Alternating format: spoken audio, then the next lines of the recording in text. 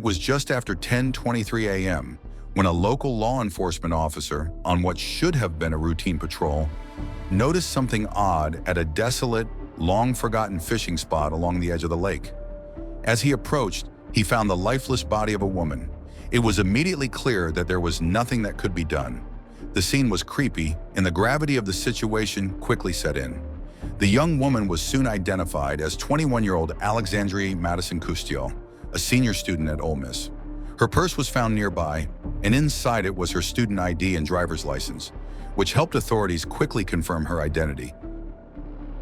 Alexandria Madison Custiel, affectionately known to her loved ones as High School Ellie, entered the world on September 11, 1997, bringing light and joy to the lives of her parents, Cindy and Keith Custiel. Raised in the heart of St. Louis, Missouri, Ellie shared her childhood with her younger brother, Andrew, and the two formed a bond that was as close as any siblings could hope to have. From a very early age, Ellie stood out, not just because of her radiant smile or warm personality, but because of the positivity she seemed to carry in every fiber of her being. She wasn't just cheerful, she embodied joy. Her laughter could fill a room, and her enthusiasm for life was both genuine and contagious. From elementary school onward, Ellie excelled in nearly everything she attempted. Her academic talents were matched only by her prowess in athletics. Whether on the soccer field, basketball court, or in the classroom, Ellie always pushed herself to achieve more. Not for recognition, but because she believed in doing things wholeheartedly. Teachers frequently described her as a natural leader, someone who encouraged others with kindness and led by example rather than authority. She formed close friendships wherever she went, often being the glue that held her social circles together. But Ellie's impact didn't stop within her own community. Even as a teenager, she demonstrated a rare commitment to humanitarian causes. During high school, she took part in volunteer programs that brought her as far as Peru and several parts of Africa, where she dedicated her time to teaching young children the fundamentals of the English language. These were not fleeting missions or superficial trips. Ellie immersed herself fully in the culture, building relationships, learning local customs, and doing her best to leave behind a legacy of kindness and education. Many of those who met her during these trips recalled her patience, her empathy, and her sincere desire to help others succeed. Upon graduating from high school, Ellie made the decision to attend the University of Mississippi, commonly known as Ole Miss, located in Oxford. While some saw this choice as driven by academics alone, for Ellie, the decision held deeper significance. She was drawn not just to the university's academic reputation, particularly its business and marketing programs, but also to its spirited culture, traditions, and rich history. The Southern charm of the campus, the revered football culture, and the sense of community all resonated deeply with her. She admired the professors, appreciated the vibrant social life, and was excited to take part in Greek life. Ellie had always been a romantic at heart. Part of her excitement about attending Ole Miss stemmed from her love for Southern culture and her dream of finding someone who would truly understand her heart. Having had only light-hearted crushes in high school, none of which blossomed into serious relationships, Ellie had long hoped that college might bring her that special connection. She envisioned a future filled with love, laughter, and shared dreams, a happy marriage, a warm home, and children she could raise with the same love she had received from her own parents. During her freshman year, Ellie met a fellow student named Brandon Theld, a charismatic young man from Fort Worth, Texas. From their very first meeting, Ellie was captivated. Brandon had a confidence about him that drew people in, and Ellie was no exception. They began spending a lot of time together, attending parties, sharing long conversations, and appearing side by side at numerous sorority events. Ellie invited him to many of her group gatherings, proudly introducing him to her circle. However, while Ellie saw their connection as meaningful, perhaps even the beginning of something lasting, Brandon seemed to see things differently. Although some referred to them as a couple, their relationship never had the clarity or consistency Ellie hoped for. Brandon would sometimes ignore her for extended periods, even blocking her number, only to reappear weeks later with vague explanations and emotional reassurances. He often claimed he wasn't good enough for her, a line that left Ellie both confused and hopeful, as though his absence stemmed from humility rather than detachment. As time passed, it became clear that Brandon had a pattern. He was emotionally distant, inconsistent, and manipulative in subtle ways. While Ellie yearned for love and connection, Brandon seemed to view the relationship more casually, sometimes exploiting her feelings without reciprocating them in a meaningful way. This imbalance caused Ellie emotional distress. Her mood would swing between moments of joy when they were together to periods of sadness when he withdrew. She never introduced Brandon to her family, and though she had always been close to her mother, she began to withhold the details of this particular relationship.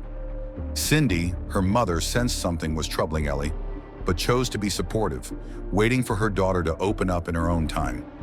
By the summer of 2019, Ellie was preparing to enter her senior year of college. Now 21 years old, she chose to remain on campus for the summer, focusing on classes and extracurricular activities. She seemed determined to make her final year her best one yet.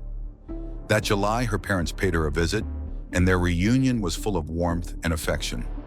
Ellie was overjoyed to spend time with them. They talked about her future, her plans post-graduation, and the possibility of moving to a new city to pursue a career in marketing. Then came July 19, 2019, a day that seemed at first like any other. That evening, around 7 p.m., Ellie called her parents from her apartment. She had only just woken up after a long nap. Having studied late into the night for an important test, she had decided to rest during the day. That evening, Ellie spoke to her mother on the phone, just as she often did. Their conversation was relaxed, familiar, and carried no signs of urgency or distress. Ellie shared her plans for later that night, telling her mom that she was going to meet up with some of her friends at a local bar in Oxford. It was a routine outing, one she had done countless times before. The tone of the call was upbeat, and by all accounts, Ellie seemed cheerful and at ease. It was just another normal Friday night for a young woman enjoying her college years. There was no indication, none at all, that this would be the last conversation her mother would ever have with her daughter. Hours later, at exactly 11:52 p.m., a security camera located on Oxford Square captured a clear image of Ellie. The footage showed her leaving the bar alone, walking slowly while gazing down at her phone.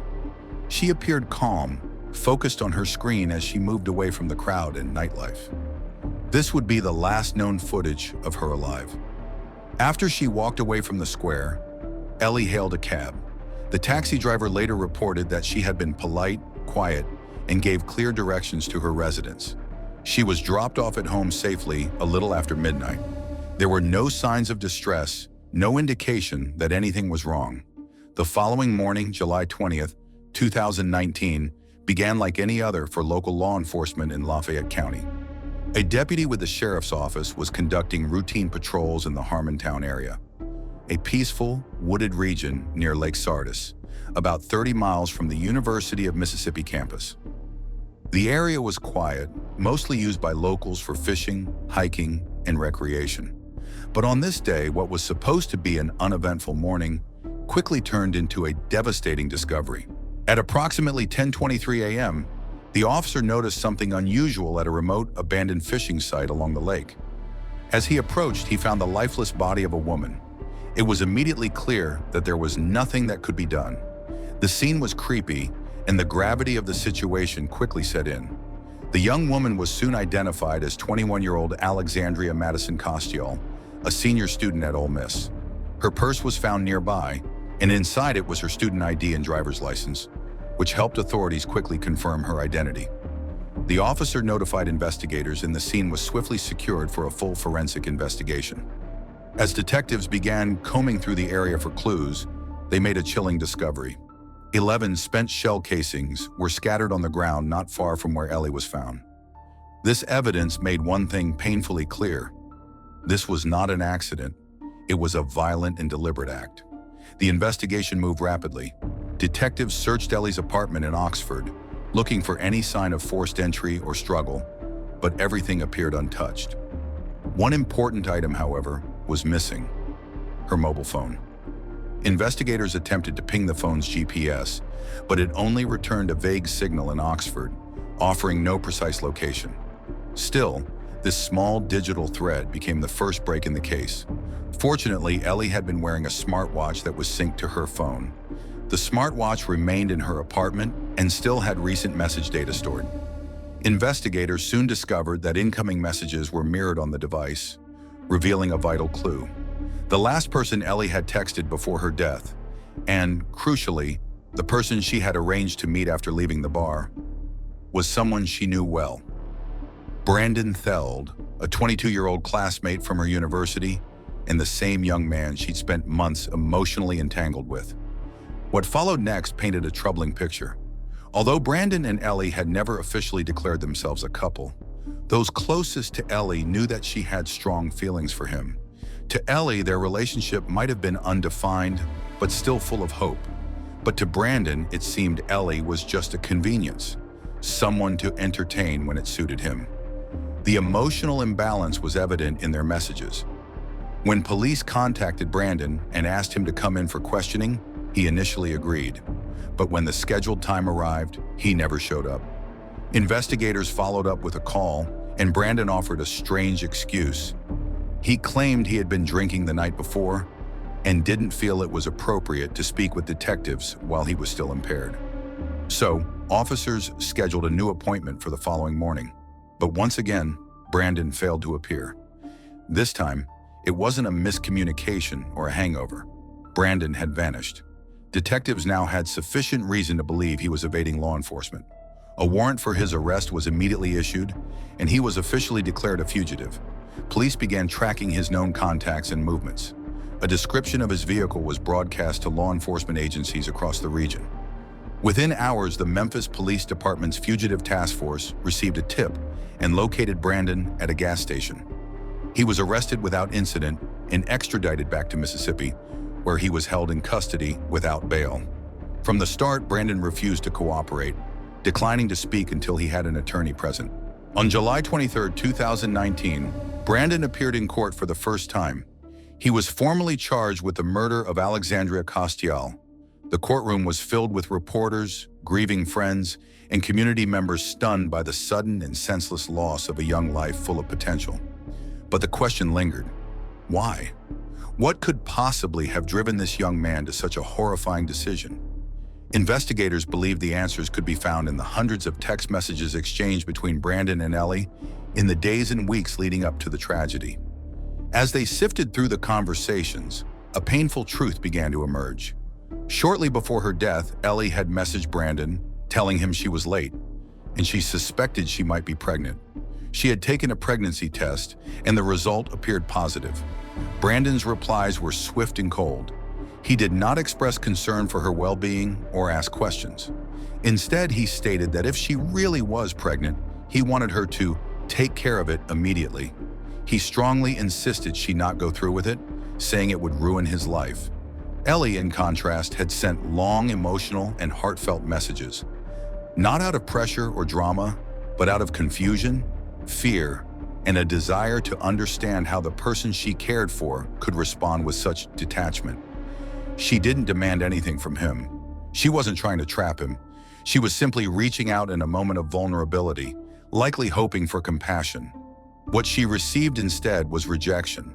Investigators now believe that this conversation, particularly her intention to meet him that night to talk in person, had escalated tensions between the two. Faced with an overwhelming and deeply personal crisis, Ellie found herself emotionally cornered, struggling with uncertainty, fear, and an agonizing silence from the very person she thought would support her. She didn't know what to do. The young woman was always close to her family, particularly her mother, but in this moment, perhaps out of fear of disappointing them or adding stress to their lives, she chose to bear the burden alone. She withheld the truth from her parents, trying as best she could to mask the panic that had taken root within her. Instead of leaning on them for comfort, Ellie quietly retreated into herself, battling the emotional storm in isolation. Meanwhile, Brandon's response was not only distant, it was coldly dismissive. Despite receiving message after message from Ellie, expressing confusion, vulnerability, and even fear, he maintained a flat refusal to speak with her in person. He offered no emotional support, no sense of responsibility, and no compassion. Instead, he repeatedly made it clear he did not want to deal with the situation, and especially not the possibility of fatherhood. To those who knew him, Brandon's reaction came as no surprise. His reputation had always carried a certain arrogance. He was often referred to as a daddy's boy, someone who seemed to float through life with the kind of entitlement only deep family wealth could afford. Brandon often bragged, sometimes joking, sometimes not, that his father's money and influence could make anything go away. He believed that consequences were for other people, not for him. But this time, that belief would cost more than just his freedom. It would cost a life. As the investigation deepened, the evidence against Brandon began to mount, substantially and undeniably. There wasn't just circumstantial suspicion. There were physical links that pointed directly to him. Detectives discovered ballistic evidence at the crime scene, 11 spent shell casings that matched a pistol registered to Brandon. More damning still, DNA traces were found on his shirt, later confirmed to be Ellie's. And from Ellie's smartwatch, still synchronized to her phone, investigators retrieved the text messages confirming she had made arrangements to meet Brandon on the night of her death. But the case didn't stop there. Investigators soon uncovered chilling details that painted a much darker picture. This was not a crime of passion. This wasn't a spontaneous act born from an emotional confrontation. Instead, the facts suggested something planned, premeditated, and calculated. 1 week before the tragedy, on Friday, July 12th, Brandon left Oxford and returned to his family home in Fort Worth, Texas. During this trip, he retrieved the pistol later used in the crime. Not only that, but he photographed the weapon and posted it on social media, captioning it with an unsettling message: "Finally bringing my baby back to Oxford." The caption didn't raise flags at the time, but in hindsight, it was a chilling sign of what was to come. As detectives examined Brandon's internet search history, the evidence became even more disturbing. In the days leading up to Ellie's death, Brandon had searched topics such as how to get away with committing a crime, how to plan a murder, tactical face masks, and gun silencers. These weren't idle curiosities or random rabbit holes. They were deliberate, focused queries that pointed to someone preparing for an act. One of the most heartbreaking realizations came when investigators pieced together how Brandon manipulated Ellie into meeting with him. He knew she still hoped for some kind of emotional resolution, especially in light of her pregnancy scare. So, on July 17th, Brandon initiated a conversation for the first time in nearly 3 months. He told her he was ready to talk. He pretended that he finally wanted to acknowledge the pregnancy and discuss what came next. Hopeful and emotionally exhausted, Ellie believed him. Then in the early morning hours of Thursday, July 18th, around 2 a.m., Ellie sent Brandon a deeply personal message. It included a photo of her abdomen. She was anxious but also relieved, thinking the moment had finally come when they could have an honest conversation. For Brandon, however, this may have been the trigger that pushed his plan into motion. On the very same day, he began probing further, asking if Ellie's friends would be around when they met. At first, it seemed like a logical concern. It was, after all, a sensitive topic. Ellie, interpreting this as a desire for privacy, reassured him that her friends would not be present. She felt relieved, even grateful, that he was showing interest in talking. But in truth, Brandon was ensuring that no one would witness their meeting or be able to quickly alert authorities if something went wrong. The date was set. On Friday, July 19th, Ellie promised she would leave the bar early to meet him. She didn't want to risk missing the opportunity. That night, after her time out with friends, surveillance footage confirmed her return home. At 1:14 a.m., cameras captured Brandon's vehicle, a distinctive truck with a unique license plate, driving toward Ellie's residence. Just minutes later, another camera recorded the same vehicle heading in the opposite direction, this time with Ellie inside. Their phones, tracked through GPS data, were then traced traveling together through Oxford and toward the remote area near Lake Sardis. Detectives would later learn that Brandon had been drinking heavily the day prior and was seen consuming alcohol again, even after arriving at the lakeside location. Witnesses and forensic evidence supported that he brought Ellie to a picnic area by the water. It was here, at this remote site, that they sat down and began discussing the pregnancy. According to the timeline and behavioral analysis, the conversation became tense. Brandon, likely overwhelmed by fear and anger, stepped away from the table. He walked back to his truck, possibly to retrieve the weapon, before returning to where Ellie was sitting. And then, the irreversible happened. No words were recorded from that moment. No last exchange. Just the trail of evidence left behind. The shell casings, the heartbreak, and the unanswered question of why a young woman's future had to end that night.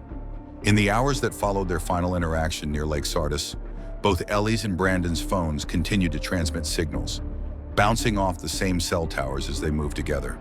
This digital trail, an unspoken witness to their last journey, helped investigators later reconstruct their movements with chilling precision. But not long after the time Ellie was believed to have lost her life, her phone suddenly went dark. The signal disappeared. Authorities suspected Brandon had manually powered down the device and disposed of it, either by tossing it into the lake or destroying it in some other way to hinder future tracking. What came next painted a deeply disturbing portrait of emotional detachment. According to multiple witnesses, Brandon returned to town as though nothing had happened. He joined friends, drank beer, and reportedly showed off his pistol, the same weapon believed to have been used in the crime. His behavior was unsettling, boastful, carefree, and completely void of remorse. There were no outward signs of stress or guilt. He didn't isolate himself. He didn't hide. He partied, he mingled, he laughed. And all the while, Ellie's loved ones had no idea she was already gone. But justice, though sometimes slow, was steadily catching up to him. By August 2019, Brandon's name had made its way into local headlines. What had started as a missing person case had now become a full-scale homicide investigation. The Oxford community, along with the broader University of Mississippi family, was stunned by the details beginning to emerge. The tragedy of Ellie's story, her kindness, her promise, her brutal end, became front-page news. And the alleged perpetrator, a fellow student, someone she trusted, was now the focus of statewide attention. On August 22nd, Brandon appeared in court for a bail hearing. The courtroom was packed, the atmosphere tense, but the hearing took an unexpected turn. Rather than move forward with the request for Brandon's release, his attorney suddenly withdrew the motion. Instead, the defense team made a strategic shift. They asked the judge to order a full psychological evaluation, implying that Brandon's mental health should be considered in evaluating the nature of the crime. It was a common legal tactic. If a defendant could be proven mentally unfit, it might reduce the charges, delay proceedings, or at the very least, complicate the prosecution's path. Brandon's legal team appeared to be laying the groundwork for a future defense based on diminished capacity or emotional instability. The judge, cautious but thorough, approved the evaluation request. However, he also denied Brandon's release, citing the severity of the charges and the risk of flight. Brandon would remain in custody without bail, and the psychological review would proceed in the weeks to follow. As Brandon sat behind bars, prosecutors began building their case with unshakable resolve. They sifted through evidence, digital data, eyewitness testimony, and the contents of Brandon's own devices. His text messages, search history, and travel records all helped paint a clear picture of intent and premeditation. Just 8 days after the bail hearing, on August 30th, 2019, Brandon was back in court, this time to face formal charges. What had initially been classified as a homicide investigation now took a sharper legal form. Brandon was officially charged with the kidnapping and first-degree murder of Alexandria Costiel. Both charges were considered capital offenses and under Mississippi law could be punishable by death. The findings of the court-ordered psychological evaluation were also revealed. Brandon was deemed sane, competent, and fully capable of standing trial. This meant the legal system would proceed accordingly without accommodations for mental illness. Still, despite the mounting evidence, the ballistic matches, DNA samples, surveillance footage, and manipulated messages, Brandon pleaded not guilty. As 2019 drew to a close and the calendar turned to 2020, a new complication arose: the global COVID-19 pandemic. The public health crisis brought with it sweeping delays across all sectors, including the judicial system. Court proceedings were postponed, jury selections were put on hold, and Brandon's case, like many others, was pushed further down the calendar. The Costiel family waited, Ellie's friends waited, The community waited. More than a year passed. By the time the court system had stabilized and the trial was set to begin, Brandon's strategy shifted again. No longer defiant, no longer pleading innocence, he requested a plea deal. On August 27, 2021, Brandon appeared in court and pleaded guilty to the murder of Alexandria Costial. The decision shocked many who had braced for a lengthy, emotionally grueling trial. But behind closed doors, prosecutors had made a calculated decision. While they had enough evidence to pursue the death penalty, securing such a verdict is rarely straightforward. Death penalty cases require years of litigation, extensive appeals, and airtight evidence that can withstand every level of scrutiny. Instead, state prosecutors agreed to a compromise, a life sentence without the possibility of parole. In doing so, they spared Ellie's family from the torment of a long trial and ensured that Brandon would never walk free again.